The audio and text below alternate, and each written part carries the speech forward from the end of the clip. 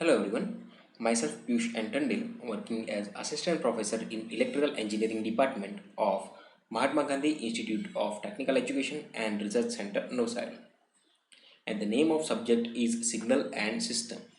And today we are going to start our chapter number 2, that is Mathematical Operation of Signal and System.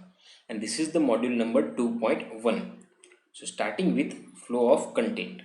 So in this video lecture, we are going to start our session with addition of signal, then after subtraction of signal, multiplication of signal, division of signal, and some of the time scaling property, that is time scaling, time shifting, and time reversal. So addition, subtraction, multiplication, and division all are for the amplitude purpose, and time scaling, time shifting, and time reversal are in time scaling mode. Okay, so we are going to study all this in details, and today we are going to see the signal basic operations, which are two basic operations. That is, first one, that is the amplitude, and second one, that is time. So based on amplitude, we can describe it in four different types, that are amplitude scaling, addition, subtraction, and multiplication. These are all for the only amplitude of the signal. And second one, that is the scaling. Instead of scaling, we have three different types, that is time shifting, that is depending upon the time. So time shifting, time scaling, and time reversal. Now we are going to study each and every property in detail. So starting with the amplitude scaling. Now what is the meaning of amplitude scaling? The meaning of amplitude scaling is what we are scaling up our amplitude, scaling up or level up our amplitude. Or we can say we are multiplying our signal with some fraction value or with some numerical value. So our amplitude of the signal is going to be either increasing or decreasing. So we can use this type of property for amplification purpose of our signal, right? So starting with, if suppose we have signal that is xt, right now we have signal xt, and which have the amplitude of 1. This is the amplitude of 1, and let's take this -3 and this +3. Now what we are going to do? We are going to amplitude scaling. It means we are going to multiply some factor. So suppose I am multiplying a factor of a over here. So we are writing a into xt. A into xt. So we are multiplying some factor with the amplitude. Right now we are multiplying some factor with the amplitude. So what's going to be happen if a is, right now we are considering as a 2. A is equal to 2. At that time what's going to happen? 2 into 1, that is going to be 2. So amplitude is going to be increased by 2, and over here this is -3 and +3. Okay, one thing we need to notice is that the time period is not going to change, only the amplitude is going to be changed. That's why we can call it as a amplitude scaling of the signal. Okay, on the other hand, if we are multiplying, that is the a, if we are taking the value of a as a 0.5, at that time what's going to be happen? At the time of 0.5, this is our x of t, and if we are multiplying 1 into 0.5, our answer is 0.5, right? So our amplitude is going to be reduced, something like this. This is 0.5 -3, and this is +3. So time period is going to be remain same at all the time, but only the amplitude of the signal is going to be changed. This is why this type of property is called as a amplitude scaling. Okay. Now next one, that is the addition of the signal. Okay, addition of the amplitude. Right now, suppose we have taking the same example of the signal of xt, or you can say x1 of t. It's have the value of -3 to +3 and amplitude of 1. Okay, let's take another signal which have the value of 2. Okay, xt, x2 t, and which have the amplitude of 2. Right now the amplitude is 2, and the time period for the second signal is considered as -10 to +10. Okay, -10 to +10. Now what's going to be happen in addition of the amplitude of the signal? So right now, from the result, for the result, the value of -10 and in the value of 3, we are going to add these values, right? So over here let's extend this signal, and over here -10 and over here +10. Okay. So from -10 to -3, the value of amplitude is going to be 2, because the x1t plus x2t. So minus 10 to minus 3, the value is going to be 2. So it is going to be 2 till the value of minus 3. After the value minus 3, what's going to be happen? The value of 1 is going to be added inside of the signal 2. Because we are what we are doing? We are doing, this is considered yt. So our yt is equal to x1 of t plus x2 of t, right? x1 of t plus x2 of t. So the signal is going to be added. So 2 plus 1, that is 3. So 3 is added inside of our signal till the point of plus 3. After that, what's going to be happen? The value of x1t is going to be 0, but we have value of x2t, so it is going to be 2 till the value of plus 10. This is plus 3, right? So this is 2 and this is 3. So amplitude is going to be increased in the addition of the signal. So we are going to addition of the amplitude inside of the amplitude scaling, amplitude addition system, right? Now moving to the next one, that is the subtraction. So same as well, we can also consider the same example for the subtraction, but we are going to write the equation of y as y is equal to x1t minus x2 of t. So right now we are minusing x2 of t from x1 of t. Remember that we are minusing x2 of t from x1 of t signal. So let's pay attention over here. This is our y of t. Okay, what is y of t? x1t. So x1t minus x2 of t. So right now we can consider as this is over here we have point of 0 for the x1 of t, and for the x2 of t we have amplitude of 2. So 0 minus 2. So it is going to be in the minus direction. So it is going to be inside of the minus direction. So 0 minus 2, it is going to be minus 2. So the amplitude is going to be minus 2 for the value of 10 till the point of 3. Okay, minus 3 till the point of minus 3. Right now what is going to happen at minus 3? The amplitude of x1t is going to be 1. So 1 minus 2. So it is going to be minus 1, right? So 1 minus 2, it is going to be minus 1. So at the point of minus 3, it is going to be minus 1. At point minus 3. Till the point of plus 3. Okay, till the point of plus 3. This is plus 3 point. After that, the value of x1t is going to be 0 again. And again, we can consider x1t minus x2t, that is minus 2. So it is going to be minus 2. Till the point of plus 10. So this is minus 2, this is minus 1. So this is the subtraction of the amplitude from one signal to another signal. You can also check by your own self by doing yt is equal to x2 of t minus x1 of t. So pause this video and try it by your own self. Now moving to the next, that is the multiplication. Okay.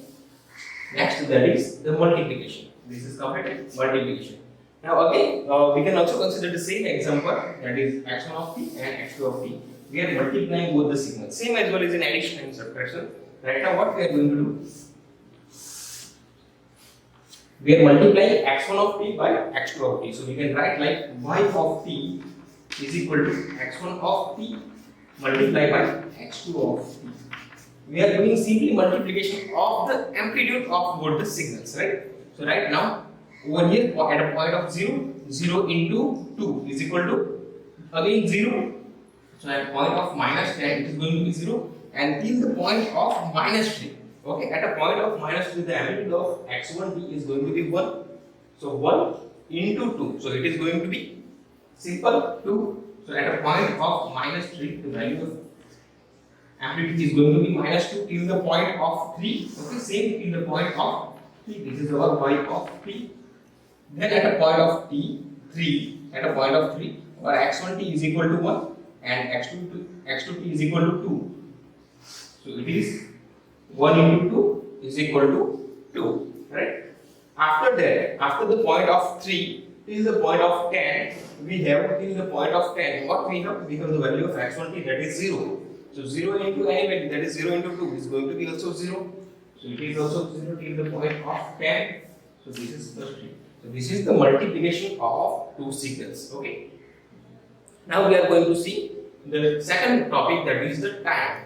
What we can change in time, and with respect to time, we are going to see the time shifting property, time scaling property, and time reversal. So, starting with the time shifting property.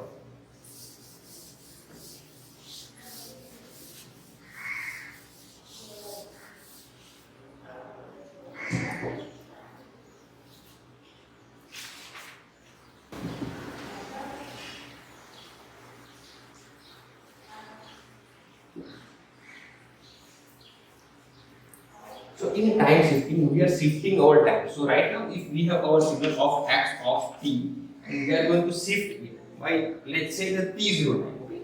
So x of t, we are shifting it by x of t minus t0, or we can also shift it by t plus t0. So we can either add or either separate our signal from the original signal. So t0 is the time period that required to shift our signal on the positive direction or on the negative direction.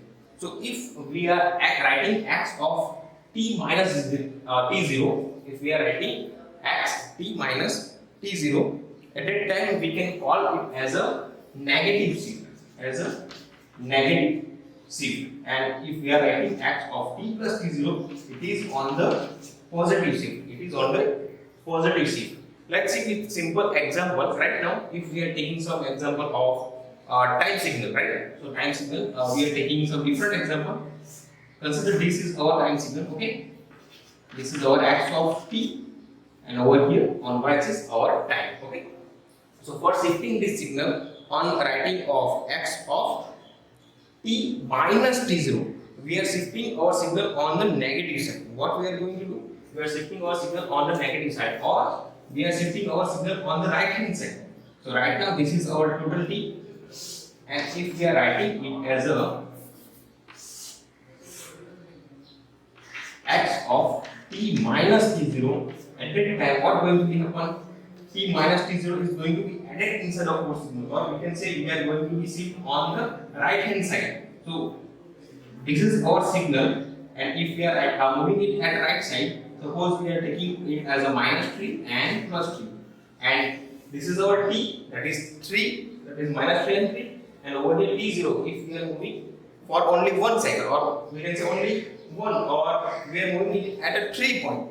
Let's consider it as a 3 point. So at that time, what will be happen? 3 minus 3 0. 3 minus 3 is equal to 0. So we are going to shift our signal from 0 to 6. This is going to be 6. So from minus 3 to 0, it is going to be 0 to 3.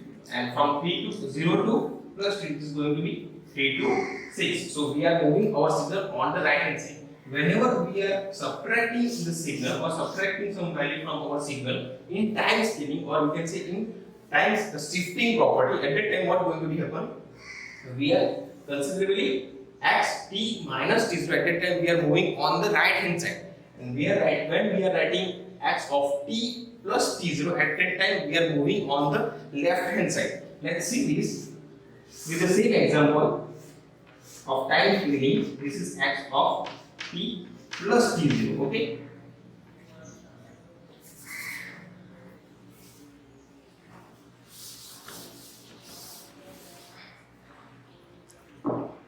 Now for the same example, we can write the signal of x of t plus t0. So whenever we are writing plus, at that time we need to move on the left hand side, and whenever we are writing minus, at that time we are moving on the right hand side. So we are writing t minus t0, that is for right now we are considering as a 3. So at that time what is going to be happen? We need to move, we are writing plus. So at that time we need to move on the left hand side. So this 3 minus 3 is going to be over here. So starting with this point of minus 3 plus 3, it is going to be minus 6. So minus 6 over here, and over here this is 0, this is minus 3.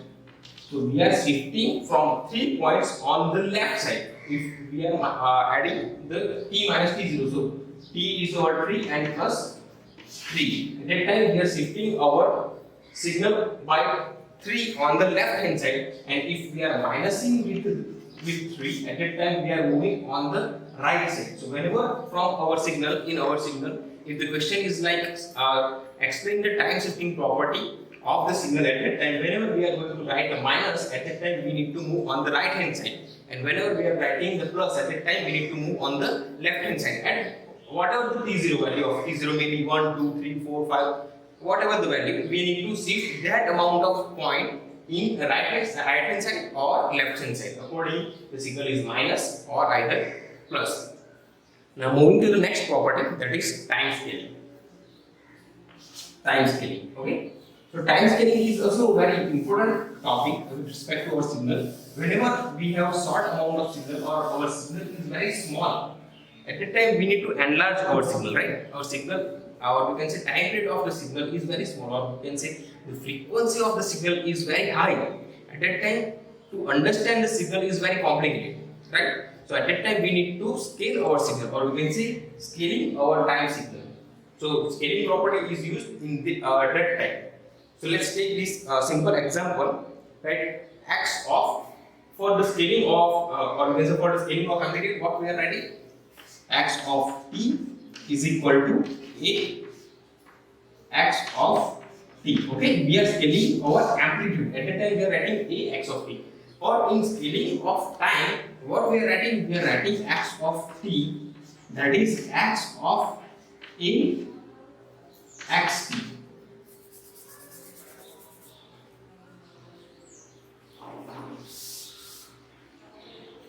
And for the scaling of time, what we are writing? X of t, that is x of a t. So we are scaling our time right now. In the amplitude scaling, we are scaling our amplitude by multiplying different factor. Okay. In time scaling, we are multiplying our time signal. So we are increasing our time or decreasing our time. So remember that whenever we are scaling our amplitude, at that time a x t, and whenever we are scaling our time, at that time we are writing x a t. So right now time is scaled up, right? So let's study this with simple example.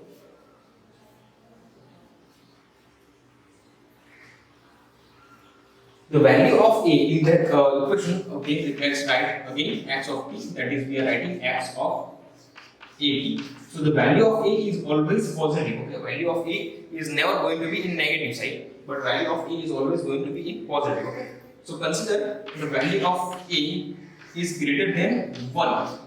If the value of a is going to be greater than 1, at that time we can say that the expansion, if the value of a is less than 1, at that time we can consider as a expansion of signal. Expansion of signal, and when the value of a is going to be greater than 1, when the value of a is going to be greater than 1, at that time compression of the signal. At that time compression of the signal. Okay. So whenever the value of a is going to be less than the 1, at that time we are sampling our signal, or we can say we are enlarging our signal. And whenever the value of a is going to be greater than 1, at that time we are compressing our signal. Okay, let's study this with simple example.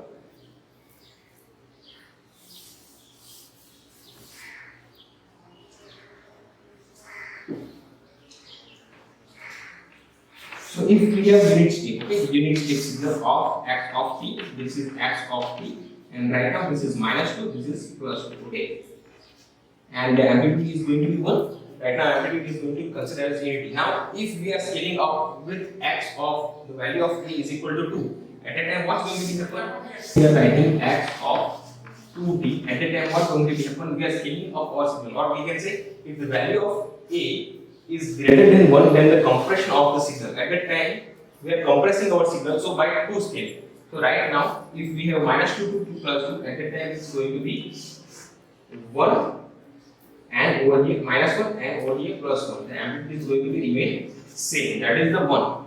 Now again if we are writing the x of, if the value of a is going to be less than 1, so let's consider 0.5. At that time what's going to be happen?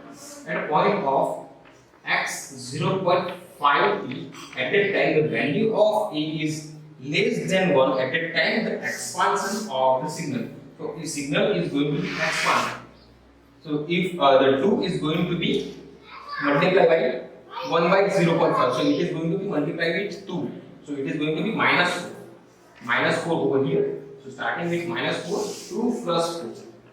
minus 4 to plus 4, and amplitude is going to remain same. So the amplitude is 1 in all the signal, but the time is going to be enlarged, or we can say expansion or compression, depending upon the value of A, that is either less than 0, less than 1, or greater than 1. Okay, so this is the time scaling property of the signal. Time scaling property of the signal. We are scaling up our signal. Next one, that is the last of time reversal. So it is very easy to understand time reversal. That is, we can simply write x of t is equal to x of minus t. Simply, if we have the signal x of t right now, so we can convert it to x of minus t. So this is called as a time reversal signal. Suppose we have signal over here.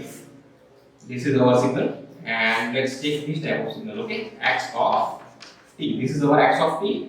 This is 0.0, and let's take this plus 2. Okay. Now, if we are writing it as a xt is equal to x of minus t, so we can draw it simply as the value of whatever the value of time is going to be minus n. So our signal is going to be shifted onto minus n, that is minus 3. So this 3 is going to be minus 3. This is over here 1.5. So 1.5 is going to be minus 1.5. Okay, and this is the 0. So from value 0.1, 0.1 is going to be minus 0.1, and so on and so forth. It is going to be continued. So whatever the type of signal, any kind of signal, we can also consider a unit type of signal, ramp type of signal, any kind of signal. We are only considering x of t, that is directly going to be x of minus t. So whatever the value of t is going to be considered as a minus t. Okay, so it is that much simple. So we are also covered what time reversal property. So these are different basic operations of our signal depending upon the amplitude and time. Thank you. Here are some important questions for your final examination. Please note this down because these are very important. And if you have any kind of query regarding this topic, then you can ask me inside of the comment section. Thank you.